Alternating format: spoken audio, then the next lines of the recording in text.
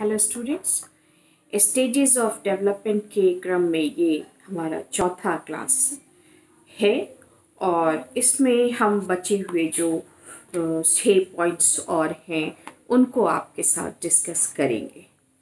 इसमें अगर कुछ कमी रह जाती है तो ये टास्क आपका है कि उसको अपने क्वेश्चंस में बनाइए और उसको पढ़िए और क्वेश्चन बना के हमसे आप पूछिए। मैं आपको लाइन बता रही हूँ और आप उसी आधार पर प्रश्नों को हमसे पूछ भी सकती हैं और इसको साधारण ढंग से समझा भी सकते हैं हम आपको। वैसे ये वीडियो सफिशिएंट है आपके पूरी तरह से समझने के लिए। और डेवलपमेंटल ये पॉइंट आपको आ रहा है तो developmental patterns in balanced and unbalanced stages, संतुलन एवं असंतुलन की अवस्थाओं में विकास के प्रतिमान पैटर्न, इसकी बात की जा रही है। तो विकास प्रतिमानों में संतुलन और असंतुलन दोनों प्रकार की अवस्थाओं के गुण होते हैं, दोनों तरह से। Sometime it is balanced and sometime it is disbalanced। ये बात हमारे डेवलपमेंटल साइकोलॉजिस्ट्स ने माना है। जिन विकास प्रतिमानों में संतुलन होता है उनमें बालक अपना बेहतर ढंग से एडजस्टमेंट कर लेता है। जैसे चाइल्डहुड तक जब बच्चे का जो स्टेज है that is called the third stage childhood में, यानी जो बाल्यावस्था में है वहां पे संतुलन बना रहता है। जबकि असंतुलन की स्थिति में बालक असुरक्षा, तो एडोलेसेंट एक ऐसा स्टेज है जिसमें बच्चे को असंतुलित विकास होता है बच्चे का, और उसमें बच्चे को बहुत ज़्यादा दुर्व्यवहार करने लगता है, कभी डर भी बहुत लगता है, उसको निर्णय लेने में उसको कठिनाई होती है। तो चाइल्डहुड तक बच्चा बिल्कुल संतुलित रूप से विकसित होता है, मगर एडोलेसेंट में ये समस्या आ जाती है। एडोलेसेंट में बालक एवं बालिकाओं दोनों में संतुलन और असंतुलन देखा जाता है। ये बहुत ही इम्पॉर्टेंट पॉइंट है कि किस स्टेज में, तो मैं आपको बता दूं कि एडोलेसेंस यानी किशोरावस्था में संतुलन और असंतुलन दोनों तरह की चीजें देखी जाती हैं। और एक बात यहाँ पर और भी स्पष्ट कर देते हैं कि लड़कों की तुलना में लड़कियों का विकास ज्यादा तीव्र होता है। लड़कियों का, गर्ल्स का डेवलपमेंट बहुत ज्यादा तीव्र होता है। लेकिन एडल्ट एज स्टेज में, जब लेटर एडोलेसेंट स्टेज यानी किशोरावस्था के अंतिम चरण में, लड़कों का स्टेज लड़कियों की तुलना में हाइट, वेट में, लंबाई में, वजन में बहुत तेजी से बढ़ जाता है और डिफरेंस दिखने लगता है। तो ये इस तरह से पाया जाता है। हम अगला पॉइंट आपसे डिस्कस करें कि विकास के प्रतिमानों में, पैटर्न्स में की गति विभिन्न अवस्थाओं में एक जैसी नहीं होती है। शरीर के विभिन्न अंग का विकास भिन्न गति से होता है। सिर का विकास प्रारंभिक अवस्था में सबसे तेज होता है। मैंने पहले भी आपको पिछले वीडियो में भी ये बात बताई है। शिराभिमुख विकास तो वो बहुत तेजी से होता है। किशोरावस्था में हाथ पैरों का विकास बहुत तेजी से होता है। कंधे और वक्ष की का विकास बहुत तेजी से होता है। सेक्स ऑर्गन्स का विकास किशोरावस्था में बहुत तेजी से होता है।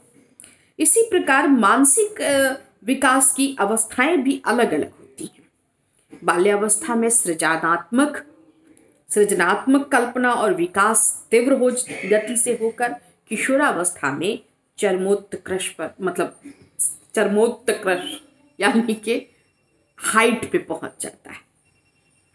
इस तरह हम देखते हैं कि विकास की गति शरीर के विभिन्न अंगों में तो अंतिम चरण पे पहुंच जाता है, बहुत चरम स्तर। हिंदी के पीछे तो दिमाग खराब हो जाता है। गति के विभिन्न अंगों की विभिन्न अवस्थाओं में अलग अलग रहती है। ये बात बिल्कुल स्पष्ट है। नेक्स्ट पॉइंट पर आइए, हम लोग जल्दी करें ताकि 10-12 मिनट में ये खत्म हो जाए। 2 वीडियो हो जा रहा है, ये चौथा वीडियो है आपका। विकास के सामान्य से विशिष्ट की ओर जाने की क्षमता होती है। सामान्य से, जनरल डेवलपमेंट से अलग हटके स्पेसिफिक डेवलपमेंट की तरफ चला जाता है।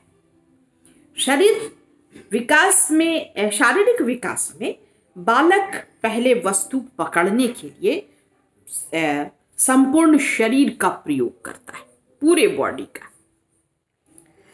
और फिर उसके बाद वो हाथ मुट्ठी से पकड़ने की कोशिश करता है। फिर उसके बाद वो उंगलियों से पकड़ने की में सक्षम हो जाता है। तो ये जो मतलब जनरल से स्पेसिफिक की तरफ जाता है, क्योंकि ह्यूमन बीइंग में जब मैं आपको नर्वस सिस्टम पढ़ाऊंगी तो आपको पता चलेगा कि वो कौन सा प्राणी सर्वप्रथम ऐसा है। मनुष्य सबसे विकसित प्राणी है इस अर्थ में कि उसे हर प्रत्येक क्रिया, प्रत्येक एक्शन, हर क्रिया के लिए निश्चित, मैं चाहूं तो यूं बजा सकती हूँ, मैं चाहूं तो यूं बजा सकती हूँ, मैं चाहूं तो, यानी एवरी स्मॉल पार्ट के लिए अलग तरह की क्रिया करने के लिए हमको अलग से पार्ट्स प्राप्त हैं। हम चाहें तो इतना ही गर्दन हिला सकते हैं, हम चाहें तो इतना गर्दन हिला सकते हैं, लेकिन इसीलिए धीरे धीरे उनके विकास क्रम में विशिष्टता आती जाती। अब ये विशिष्टता धीरे धीरे हर क्षेत्र में आती है। मानसिक विकास के अवस्थाओं में प्रारंभ में संवेग विशिष्ट नहीं होते। जैसे हर चीज के लिए बच्चा रोने लगता है, खाना मांग रहा है तो रो रहा है, गोदी लेने के लिए रो रहा है, पानी पीने के लिए रो रहा है, तो पता नहीं चलता है। लेकिन धीरे धीरे जैसे जैसे भाषा का विकास होता रहता है, मानसिक अवस्था विभिन्न परिस्थितियों में प्रवेश करते हैं, वैसे ही संवेग। अब जैसे कोई पसंद का आदमी दिख गया तो उसको लिए रोएगा नहीं, वो हंसेगा। अगर वो गोदी नहीं ले रहा है तो रोएगा। तो यहाँ पे डिफरेंस आने लगता है डेवलपमेंटल प्रोसेस में। नेक्स्ट पॉइंट पर तो कहने का अर्थ यह है कि विकास में सामान्य से विशिष्ट की ओर जाने की प्रवृत्ति होती है, पैटर्न देखा जाता है। विकास अधिगम और परिपक्वता का परिणाम है। अधिगम सीखता है। जन्म लेने के बाद बच्चा बहुत सारी छोटी छोटी बड़ी बड़ी चीजों को सीखता है। तो और कुछ विकास, 2 तरह के डेवलपमेंट होते हैं। एक विकास है जो उम्र के साथ आता है, जिसको मैच्योरेशन या परिपक्वता हिंदी में कहते हैं, और एक है जो हम सीख के, दैट इज कॉल्ड लर्निंग, सीखते हैं। जैसे माँ का स्पर्श बच्चे को सबसे पहले समझ में आता है, या घर में जो सबसे ज्यादा उसके साथ है उसका स्पर्श उसको सबसे पहले, दिस इज लर्निंग। माँ को वो जैसे ही लर्न करता है, जैसे ही थोड़ा सा कि दूध यही पिलाती है तो माँ के आहट ऐसे करती है, तो फिर क्या होता है, बच्चा बिल्कुल से उसके आहट पे शांत हो जाता है कि अब दूध मिलने वाला है। तो ये जो है ये दिस इज लर्निंग। लेकिन उठ के बैठ जाना या पलट जाना, ये लर्निंग भी है, लर्न नहीं है, ये मैच्योरेशनल डेवलपमेंट है। ये परिपक्वता के 3 महीने का बच्चा पलटने लगता है, 2 महीने से 2.5 महीने में बच्चा पलटने लगता है। उसके बाद उसके पहले जो बचपन में बच्चा ग्रिप बनाता है, किसी चीज को पकड़ेगा तो छुई, बेबन्स की टच इसको कहते हैं। तो ये सारी चीजें बच्चा जो है वो परिपक्वता से, यानी कुछ परिवर्तन या विकास जो है वो परिपक्वता के कारण यानी मैच्योरेशनल प्रोसेस से आता है, और कुछ जो है बच्चा सीखता है। ये मेरे फादर हैं, ये लर्न करता है, वो ये मदर है, ये मेरे साथ अच्छी, ये मेरी नैनी है, ये मुझे खिलाती है, बाहर ले जाती है, गोद में लेती है, तो उसको दे के, अच्छा उसको दे दो वो संभाल लेगी। तो ये जो चीज़ें होती हैं ये हमारा लर्निंग होता है बच्चे का। तो हम आजीवन, लर्निंग एक ऐसी प्रक्रिया है जो आजीवन चलती है। तो अब हम नेक्स्ट पॉइंट पर, तो विकास के प्रत्येक अवस्था के विशिष्ट गुण होते, यानी डेवलपमेंटल प्रोसेस में हर स्टेज का एक स्पेसिफिक क्वालिटी होती है, विशिष्ट गुण होता है हर स्टेज में।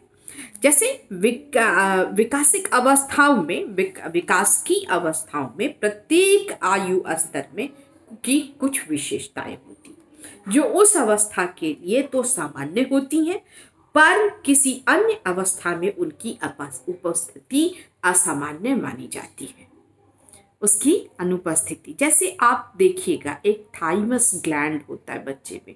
मैं आपको बताऊं, एक खास उम्र के बाद बच्चे की आवाज में से बचपन की आवाज के लक्षण चले जाते हैं। अगर यही चीज 25 साल की आयु तक रह गई, इसका मतलब है कि वो असामान्य हो गया। लेकिन वही बच्चा 12 साल की उम्र तक अगर वो बचपने वाली आवाज आती है, उसकी छोटे बच्चे की तरह आवाज आती है, तो लगता है कि ये सामान्य माना जाता है। अब जैसे किसी हरकत को आप देख लीजिए, छोटा 5 साल का बच्चा नंगा घूम रहा है तो इसको बुरा नहीं मानते, है ना। लेकिन अगर 12 साल का बच्चा नंगा घूम रहा है तब तो पागल है ये। तो ये एक विशिष्ट स्टेज, हर स्टेज का अपने लैंगिक उस पे छुपाना। जैसे लड़कियों के साथ अलग हो के बचपन में लड़के लड़की साथ में खेलते हैं, लेकिन 8 साल 9 साल का होने पर अगर लड़की के साथ कोई लड़का नहीं तो लड़की है ऐसे होने लगता है। तो this is the developmental differences in different stages of development, it happens with us। तो ये चीजें मानी जाती हैं। और विकास के ये अंतिम पॉइंट है, विकास के विभिन्न क्षेत्रों में सह संबंध होता है। हर क्षेत्रों में, यानी एवरी इस development belongs to correlation in different fields. जो विकास होता है, डिफरेंट अवस्थाएं जो हैं वो एक दूसरे की से सह संबंधित होती। ये बात नहीं कही जा सकती कि एक का दूसरे से कोई संबंध नहीं है, ऐसा नहीं है। ये किस तरह से है, एक कंघी को दूसरे कंघी में अगर हम घुसा देते हैं तो ऐसी चीजें बनती हैं। तो ये इसी तरह से, हाँ, मनोवैज्ञानिकों ने, डेवलपमेंटल साइकोलॉजिस्ट्स ने इसके लिए कोई आयु सीमा अध्ययन की सुविधा के लिए अलग अलग किया है, मगर इसमें कोई निश्चित रेखा नहीं खींची जा सकती। ये रेखा इस तरह की बनेगी, जिग-जैग, ये इस तरह का बनेगा। इसलिए कि इसमें इंडिविजुअल डिफरेंस भी है, क्योंकि कुछ बच्चे बहुत तेजी से विकसित होते हैं, कुछ बच्चे थोड़ा समय लेते हैं विकास में, उनकी विकास दर थोड़ी धीमी होती है। कुछ बच्चों का मानसिक आयु बहुत आगे होता है, कुछ बच्चों की मानसिक आयु स्थिति जो है वो कम होती है, उनका आयु कम होता है। तो दीज आर द फैक्टर्स जिसको कि हम लोगों को कंसीडर करना पड़ता है, और यही डेवलपमेंटल स्टेजेस जो हैं एक पूर्ण व्यक्ति का निर्माण करते हैं लर्निंग और मैच्योरेशनल प्रोसेस के साथ। Bye student.